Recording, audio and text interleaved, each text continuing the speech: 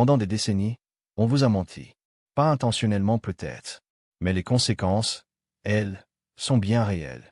Des millions de personnes ont supprimé le beurre, fui les œufs, éliminé les graisses de leur alimentation, convaincues que c'était la clé pour maigrir et rester en bonne santé. Elles ont acheté des yaourts 0%, des biscuits allégés, des produits estampillés sans matière grasse. Et pourtant, l'obésité a continué d'exploser. Les maladies cardiovasculaires aussi. Le diabète de type 2 aussi. Quelque chose ne s'additionne pas. Je suis le docteur Philippe Chandra. Et aujourd'hui, je vais démanteler l'une des plus grandes erreurs nutritionnelles de ces 50 dernières années. L'idée que le gras est votre ennemi.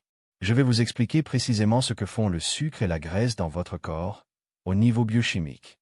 Et à la fin, je vais vous révéler l'aliment le plus piégeux qui soit, celui qui sabote silencieusement tous vos efforts pour perdre du poids, et que la plupart des gens consomment chaque jour en pensant bien faire. Commençons par les graisses. Et commençons par un fait que la biochimie nutritionnelle établit clairement depuis des décennies, même si le grand public ne l'a pas encore complètement intégré. Le gras n'est pas votre ennemi. Oui, les graisses contiennent 9 calories par gramme. C'est 2 fois plus que les glucides et les protéines qui en contiennent 4. C'est un fait. Mais cette donnée isolée ne dit absolument rien sur l'effet des graisses dans votre corps, sur votre santé ou sur votre poids. Et c'est là que la confusion a commencé. Votre corps a un besoin fondamental et incompressible de graisse. Pas comme source d'énergie de secours. Comme matière première pour des fonctions vitales. La première, la fabrication des hormones stéroïdiennes. La testostérone, l'estrogène, le cortisol, la DHEA, toutes ces hormones sont synthétisées à partir du cholestérol. Sans apport lipidique suffisant, votre corps ne peut plus produire ces hormones en quantité adéquate. Ce n'est pas une théorie. C'est de la biochimie élémentaire, documentée dans toutes les revues de médecine endocrinologique. La deuxième fonction vitale des graisses concerne votre cerveau. Votre cerveau est composé à 60% de lipides. Les gaines de myéline qui entourent vos neurones et permettent la transmission rapide des signaux nerveux sont constituées de graisse. Quand des personnes suivent des régimes draconiens en supprimant presque totalement les lipides, elles rapportent des changements cognitifs notables, irritabilité, difficulté de concentration, brouillard mental. Ce n'est pas psychosomatique. C'est votre cerveau qui manque de sa matière première. La troisième fonction, l'absorption des vitamines liposolubles. Les vitamines A, D, E et K ne peuvent être absorbées par votre intestin qu'en présence de graisse alimentaire. Pas un peu mieux. Uniquement en présence de graisse. Si vous mangez des légumes verts riches en vitamine K sans aucune source de gras, vous absorbez une fraction infime de cette vitamine. La graisse n'est pas un ennemi de la nutrition. Elle en est le véhicule. Mais alors, pourquoi la graisse a-t-elle si mauvaise réputation? Parce que toutes les graisses ne se valent pas. Et c'est là que la distinction devient fondamentale. Il existe des graisses que votre corps sait utiliser, des graisses qui protègent vos artères, réduisent l'inflammation chronique et soutiennent votre métabolisme. Ce sont les acides gras mono et polyinsaturés, les oméga 3 et oméga 9 présents dans l'huile d'olive vierge extra, l'avocat, les noix, les amandes, le saumon sauvage, les sardines, le maquereau. Des études cliniques de grande envergure, notamment l'étude Predimed publiée dans le New England Journal of Medicine, ont démontré que les régimes riches en ces graisses, comme le régime méditerranéen, réduisent significativement le risque d'infarctus et d'AVC, indépendamment de l'apport calorique total. Et puis il existe des graisses que votre corps ne sait pas gérer correctement. Les acides gras transindustriels, présents dans les margarines partiellement hydrogénées, les biscuits industriels, les viennoiseries de grande distribution, les fritures des fast-foods. Ces graisses s'intègrent dans vos membranes cellulaires en perturbant leur fluidité. Elles favorisent l'oxydation du LDL cholestérol, le processus qui conduit à la formation de plaques d'athérome. Elles augmentent le risque cardiovasculaire de façon documentée. Ce sont ces graisses qui font du mal, pas les graisses dans leur ensemble. Parlons maintenant du sucre. Et là, vous allez comprendre pourquoi il est bien plus piégeux que la graisse, malgré ses 4 calories par gramme contre 9 pour les lipides. Quand vous consommez du sucre, en particulier des sucres rapides, voici ce qui se passe dans les minutes qui suivent. Le sucre est absorbé rapidement par votre intestin grêle et passe dans la circulation sanguine. La glycémie monte. Votre pancréas détecte cette hausse et sécrète de l'insuline pour ramener le taux de sucre à la normale. Jusque-là, c'est un mécanisme physiologique sain. Mais voici le problème. L'insuline n'est pas seulement une hormone hypoglycémiante. C'est aussi, et surtout, une hormone anabolique, une hormone de stockage. Son message aux cellules graisseuses, les adipocytes, est explicite. prenez ce glucose en excès et stockez-le sous forme de triglycérides. De graisse. Ce n'est pas une métaphore. C'est le mécanisme moléculaire documenté de la lipogenèse de novo, la fabrication de graisse à partir du sucre. Autrement dit, vous mangez du sucre et votre corps le convertit en graisse. Particulièrement au niveau du foie, on parle de stéatose hépatique, la maladie du foie gras, et autour des organes abdominaux, la graisse viscérale la plus dangereuse sur le plan cardiovasculaire. Et l'insuline fait quelque chose d'autre encore.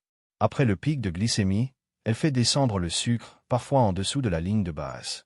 Cette hypoglycémie réactionnelle déclenche une nouvelle envie de sucre. Vous venez de manger, et vous avez déjà faim à nouveau. C'est le cycle infernal de la dépendance au sucre, qui a une base neurochimique réelle. Les études d'imagerie cérébrale montrent que le sucre active les mêmes circuits de récompense que certaines substances addictives. Mais là encore, toutes les sources de glucides ne se valent pas. Et c'est une distinction que la science nutritionnelle établit avec clarté. Les sucres complexes ou glucides à index glycémique bas sont absolument nécessaires à votre fonctionnement. Le riz complet, les flocons d'avoine, les lentilles, les légumineuses, les patates douces contiennent des glucides entourés de fibres, de micronutriments, de protéines végétales. Ces fibres ralentissent mécaniquement l'absorption du glucose dans l'intestin. La glycémie monte progressivement. L'insuline est sécrétée modérément. Il n'y a pas de pic. Il n'y a pas de stockage massif. Il n'y a pas d'hypoglycémie réactionnelle. L'énergie est libérée lentement, de façon stable, pendant des heures. Prenez une pomme. Elle contient du sucre, environ 15 grammes. Mais elle contient aussi 4 grammes de fibres, des polyphénols antioxydants, de la vitamine C, du potassium. La matrice alimentaire ralentit l'absorption du sucre. Maintenant prenez ces mêmes 15 grammes de sucre dissous dans un verre d'eau. Même quantité de sucre. 0 fibres. 0 micronutriments. Absorption quasi immédiate. Pic de glycémie brutale. Pic d'insuline en réponse. Stockage en graisse. Ce sont deux aliments qui contiennent le même sucre, mais qui produisent des effets métaboliques radicalement différents. Les sucres rapides, le sucre blanc, les sodas, les jus de fruits industriels, les confiseries, les céréales du petit déjeuner sucré, les plats ultra-transformés, font le contraire. Ils arrivent dans un estomac parfois vide, sans aucun facteur ralentissant, et inondent la circulation sanguine de glucose en quelques minutes. Et ce n'est pas seulement une question de poids. Des études publiées dans des revues comme Nature Neurosciences et Cell Métabolisme ont montré que les pics répétés de glycémie sont associés à une dégradation cognitive progressive, difficulté de concentration, troubles de la mémoire à court terme, irritabilité, anxiété. Votre cerveau, qui a besoin d'un niveau de glucose stable pour fonctionner, souffre autant des pics que des creux glycémiques. Le sucre rapide n'est pas seulement un ennemi de votre silhouette. C'est un ennemi de votre cerveau. Alors, sucre ou graisse, lequel est le pire? La réponse honnête est la suivante. Ce n'est pas la bonne question. La bonne question, c'est quel type de sucre et quel type de graisse? Les mauvaises graisses industrielles, trans, en excès autour des viandes transformées, sont mauvaises pour vos artères. Les bons sucres complexes sont indispensables à votre énergie. Les mauvais sucres rapides sont un moteur de prise de graisse, de foie gras, d'inflammation et de dérèglement cognitif. Et les bonnes graisses insaturées sont protectrices sur le plan cardiovasculaire et essentielles à votre équilibre hormonal et neurologique. Mais si vous me demandez ce qui, en pratique, sabote le plus les efforts des personnes qui cherchent à perdre du poids ou à améliorer leur santé métabolique, j'ai une réponse précise. Ce sont les boissons sucrées.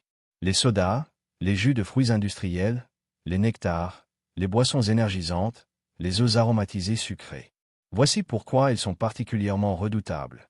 Quand vous mâchez un aliment, votre cerveau reçoit un signal de satiété. Les mécanorécepteurs de la mâchoire et de l'estomac communiquent avec l'hypothalamus pour indiquer que vous mangez. Ce signal n'existe pas pour les liquides. Vous pouvez boire 500 ml de soda sans jamais ressentir cette sensation de rassasiement. Vous absorbez les calories sans activer les freins biologiques qui vous arrêteraient si vous mangiez. En parallèle, ces boissons ne contiennent aucune fibre, aucun micronutriment, aucune protéine. Le sucre qu'elles contiennent, souvent sous forme de sirop de glucose-fructose, arrive directement dans votre intestin vide et passe intégralement dans le sang en quelques minutes. Le pic de glycémie est maximal. La réponse insulinique est maximale. Le stockage en graisse est maximal. L'Organisation mondiale de la santé recommande de ne pas dépasser 25 grammes de sucres ajoutés par jour. Une seule canette de soda en contient en moyenne 35 grammes. Un verre de jus de fruits industriels, 25 grammes. 2 verres de jus d'orange pressé du commerce vous amènent déjà à 70 grammes, soit presque 3 fois la limite recommandée. Et beaucoup de personnes consomment cela en pensant faire quelque chose de sain pour leur santé. Que faire concrètement? Supprimez ou réduisez au maximum les sucres rapides et ajoutez soda, jus industriels, biscuits et gâteaux industriels, fast-food, céréales du petit déjeuner sucré. Ces produits n'ont aucun avantage nutritionnel qui justifie leur consommation régulière. Favorisez les glucides complexes à chaque repas. Flocons d'avoine le matin, légumineuses au déjeuner, riz complet ou patates douces le soir. Ces aliments vous nourrissent, vous stabilisent et ne provoquent pas de pic insulinique. Supprimez les graisses industrielles et trans. Lisez les étiquettes. Les mentions huile végétale partiellement hydrogénée ou graisse hydrogénée indiquent la présence d'acides gras trans. Fuyez-les. Intégrez quotidiennement des bonnes graisses. Une cuillère d'huile d'olive vierge extra sur vos légumes. Une poignée de noix ou d'amandes en collation. Du saumon ou des sardines 2 à 3 fois par semaine. De l'avocat régulièrement. Ces graisses travaillent pour vous. Et rappelez-vous la règle que j'applique et que je transmets. 80% de votre alimentation doit être constituée d'aliments simples, vrais, peu transformés. Les 20% restants peuvent accueillir vos plaisirs, vos écarts, vos moments de convivialité. Ce n'est pas une restriction. C'est un équilibre. Et c'est dans cet équilibre, pas dans la privation, que la santé durable se construit. Le pire ennemi de votre métabolisme n'est pas le beurre dans vos légumes. Ce n'est pas l'avocat sur vos tartines.